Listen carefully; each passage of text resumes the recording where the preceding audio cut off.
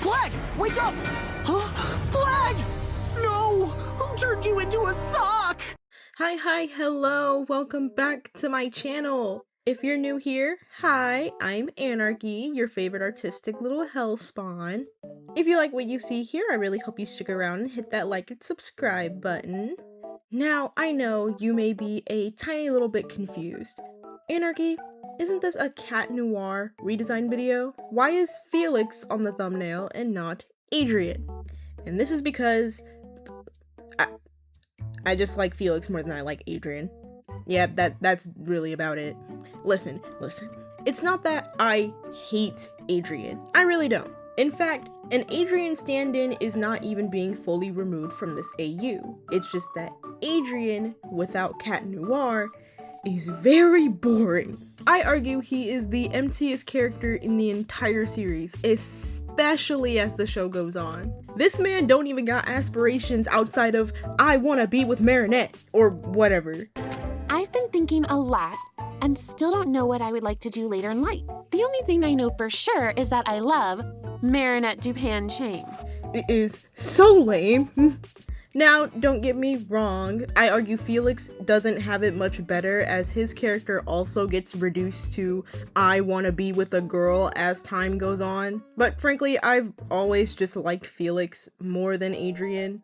Frankly, the only thing Adrian has going for him at this point is being Cat Noir, and Cat Noir actually being an entertaining character. Plus, I just have better ideas for Adrian in this AU, but it won't work if he was Cat Noir, so don't worry, he's still here, he just has a different Miraculous. Now with that out of the way, if you're confused on what's happening here, I highly suggest watching the first part of this series where I redesigned Ladybug. But the TLDR is that this is essentially a completely reimagined version of MiraculousLadybug, a complete remake of the lore, story, and characters based on my own ideas, along with scrapped ideas from previous drafts and concepts from the series, movie, and especially the scrapped PV version we almost got. Before I fully get into the video though, there are some things I want to address about my first video that I want to fix, address, and clarify. Number one, this AU finally has a name. Thank you to the lovely commenter Mylin Muse, I'm sorry if I pronounced that wrong, for the name suggestion. So from this point on, this AU shall be dubbed Miraculous Nouvelle Vie. Number two, while the characters I make in this series are based on Miraculous characters, they're meant to be separate brand new entities. For example, while May is based on Marinette, she's not meant to be Marinette. I hope that makes sense. The original Miraculous characters still exist in Paris, they're just more of background characters. Number 3, I got a few comments saying the direction of the clasp on Lasanelle's suit was in the wrong direction. The way I drew it initially implies mourning and loss, which is completely my bad. I should have done more research. I did fix this and posted it in my community tab, but if you didn't see it, here you go. Number 4, someone made it aware to me that it's more likely that Marinette's mom is implied to be from southern China because of her last name. And it would be cool if May's mom was like that too. So I decided to look into it and decided that May will be from Yangzhou? I really need to stop putting words I don't know how to pronounce in my videos. But yeah, May is now from Yangzhou, which actually works out pretty well because in my AU, her parents own a restaurant and a cafe, and Yangzhou is actually a pretty prominent food area from my research. I've also had people ask me if May was still French Chinese. She is. Her dad is still French. He just moved to China to be with his wife, star-crossed lovers if you would. Anyway, moving on to number 5. I've had a few people point out to me that my interpretation of Lucky Charm kind of removes the luck aspect to it, and I kind of have to agree. So I've adjusted it to where the Lucky Charm gives her a piece of an overall creation she has to make to solve a problem. You know how like Tinkerbell makes things out of like what she calls found things? That's kind of what this is. That way I can keep the luck aspect while also balancing it with the creativity I wanted. And finally, with the Peacock Miraculous, I got my words mixed up. Clearly that's just a normal for me. I was looking for vitality, not viability. I'm very sorry if I confused anybody. Anyway, that's all out of the way. We can now move on to the video and my version of Cat Noir. Ladybug outfit? That's our last hope. Meet Emmett Dior. Initially, his name was Emmerich Dior, but I didn't like how the name Emmerich sounded. Also known as Salem Noir, son of Paris's most famous fashion designer and once most prestigious actress, Coralie and Fabien Dior. Up until Coralie suddenly died after the birth of her twin boys, him and his twin brother Elias, and Fabien has removed himself from the public eye, leaving him an enigma to the industry and Paris at large, including his own sons who rarely see him. When it comes to his design, I yet again based it on old concept art I did for this character back in previous drafts of this project, so I don't, again, remember my thought process too much. But I knew I really wanted him to stand out. He is meant to be a model after all. And when I saw this specific concept art, I knew I wanted to give him vitiligo. And I tried to hint to his more cat-like nature by trying to make it look like a cat pattern. I'm not sure how well I did that. I feel like I achieved it decently well. I also knew I wanted some chains so I can represent how he's chained down by his father along with the logo on his clothes, to kind of represent how he feels more like a product than a human being. I am going to address this now. He's not a sentimonster. He's not, just want to make that clear. It's more so meant to be like a symbolism thing. He hates wearing these clothes, but there's nothing he can really do about it. And I also knew I wanted to keep his signature blonde hair, but I gave it some lighter patches since I found out that vitiligo can also affect the hair. For Salem Noir's design, I knew I wanted to invert the color palette so it's mostly black with green as more as an accent, along with some silver detailing to kind of reverse La Senel's gold. I also decided to make his hair white because I thought the golden yellow was kind of a bit too much on the eyes. And I made his clothes more baggy and casual to show that this is more so him expressing himself and being a real kid. Which is also why his hair is so wild and free. I didn't want to get rid of his iconic bell, but I thought it being on his neck made him look like weirdly domesticated. Like that was a criticism I saw a lot and I really agree with it. So I moved it to his belt and put silver scratch marks on different places of the design and gave him a little short jacket so that way he and Sanel could match and it could be really cute and I love them and I want to see them smooch. Now for the story. As I mentioned before, the twins rarely see their father, and when they do, they barely speak. He rarely even looks them in the eyes. They have their assistant, she does her best, but she's not really a replacement for their mother, let alone a replacement for their parent. Paralleling May's mother being more overbearing yet loving, Fabien is neglectful and uncaring.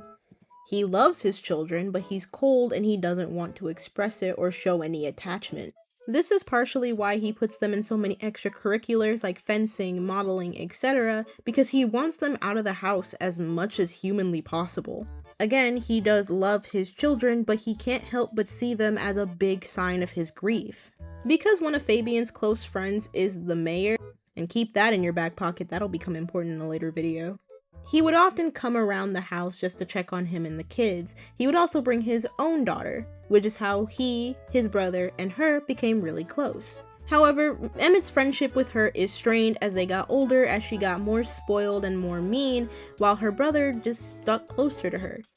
Emmett really dislikes the control and the way his household is currently going, which leads him to be more rebellious and mischievous than Elias, often arguing about the clothes he has to wear, the extracurriculars he has to do, and just causing friction in the house. And by the current age of 16, he has already snuck out of the house several times. It's the complete opposite of his brother, who seems perfect in every way, almost to an uncanny degree. In fact, almost robotic. As if he's being controlled by something. But we don't have time to talk about that right now. Back to Emmett, this habit of sneaking out is actually how he found the black cat Miraculous, in the form of a small black kitten wearing a ring as a collar. He secretly brought the cat home and has been letting him live in his mother's garden. His mother loved animals, and by extension he does too. However, this mysterious cat doesn't reveal himself as Plague until an explosive argument between Emmett and his father. which I will go into further detail in an origins video, but just know that from that point on, he was known as Salem Noir, free from responsibility and the fears that plague him at home, happily free to help people like he always wanted and just like his loving and giving mother would. Back to his civilian ways, despite also being rebellious, he's logical, blunt, rational, and kinda cynical, but also extremely progressive. He's actually a major sweetheart and will give advice that's in people's best interest. And he's also very affectionate, even if he has more awkward ways of expressing his emotions. And he also just really hates authority, but he will respect people if you respect him. He's very self-assured and will not keep his mouth shut. He takes everything handed to him in stride and is actually pretty intelligent. He's also very creative. He doesn't feel the need to stick himself to just one creative medium, and he likes to dabble in a little bit of everything, which is why in school he's an artistic generalist doing general studies. But he hates modeling with everything in his very being. He feels empty being the muse and not the artist, if that makes sense. He learned pretty young that his mother owned a business with a nonprofit, and because of that, he wants to do it as well. And his is going to be in the form of a creative studio, a place where creatives, whether artists, musicians, whatever, will be able to freely express themselves and make whatever they want and have a voice, similarly to the voice he always wanted. And this passion is also particularly why he wants to help May so bad and becomes one of the first friends she ever makes at school. He wants to help her be confident, and he wants to help her show off her skills and stand on her own 2 feet. While he's not sure what his feelings about her are, he does know he feels very strongly about her and believes in her wholeheartedly.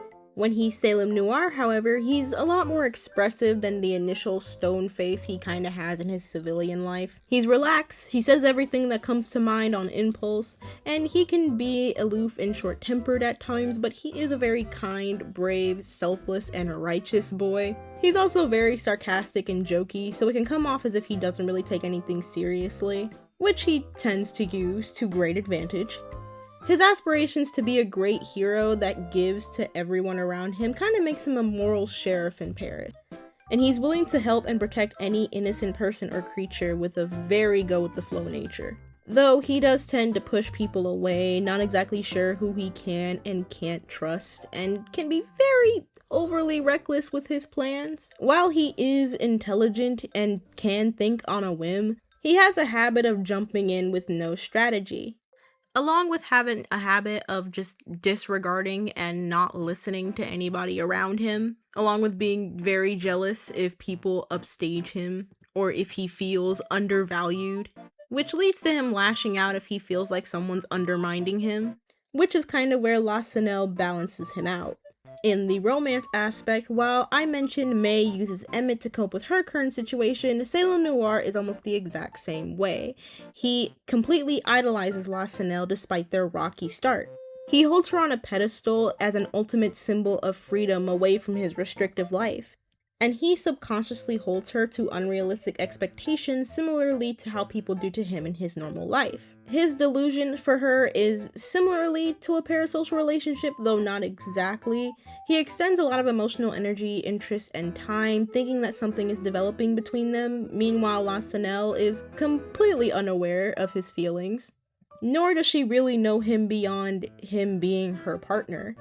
This leads to him often being very jealous at the attention and affection Lassonelle gets as a superhero, especially when he feels she's picking other heroes over him.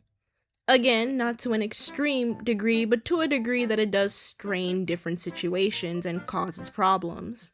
And similarly to May, with his civilian self, he can't really tell the difference between stuff about her he fantasizes and makes up in his head than what's actually her.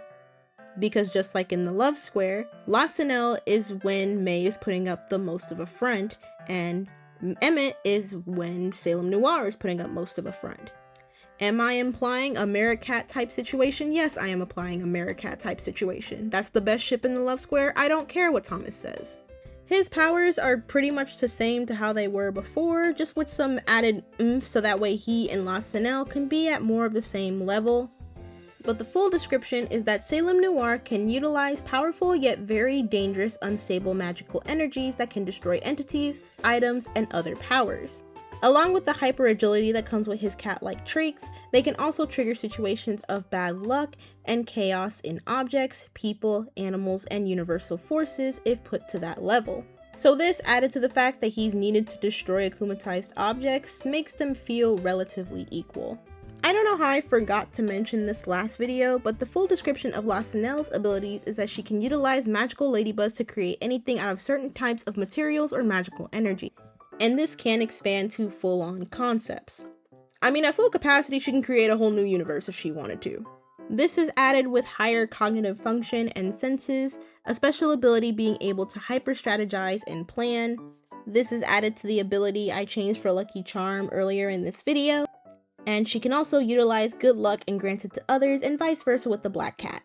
I really need to point out, this is when their powers are at full capacity, and they do come with dire consequences if used at full capacity. At their current level, they only have Lucky Charm and Cataclysm, along with Salem Noir's ability to destroy akumatized objects and Lasanelle's ability to catch and purify akumas. However, I did see a little bit of concept art where it shows Felix using his powers in civilian form, so it gave me the idea to have these guys be allowed to give a bit of good and bad luck with their powers in their civilian form, especially when their kwamis are close. So Emmett will often give bad luck to people who he feels deserve it, and vice versa, Lasanelle will give good luck to people she feels deserve it. As for now though, that is the end of the video. I'm sorry, I know it's pretty short, but a lot of the things I had in mind for Emmett are major spoilers to the story that I kind of want to save for the story videos. I did struggle with this guy's design a bit more than I did May, but I absolutely adore how he turned out. He is so fun to draw, I just want to smooch his little face. I've had questions on whether I was going to turn this remake and by extension my Goof Troop series into things like webtoons or something like that, but truth be told, I'm actually planning on making kind of motion comic animatic story videos akin to Unicorn of War's Winx Rewrite series, Kalimara's Wildward, and Celtic Phoenix's Fixing Ruby. I really want this to be a fun story channel, and that's my ultimate goal right now. Hopefully one day I can make a team to help me with this. I don't know yet. However, I do know I'm planning on introducing all the main players in the story first, and that's what it will be for every series on my channel, including upcoming OC series that I'm planning, because I don't want this to just be a fan art channel. God, I really do not want this to just be a fan art channel. Anyways, like usual, if you have any questions you want me to answer in future videos of this series or even about any other thing I'm planning, let me know down below. If you made it this far, comment a star or a cat to tell me which design you liked more, and I'll see you next time. Bye bye!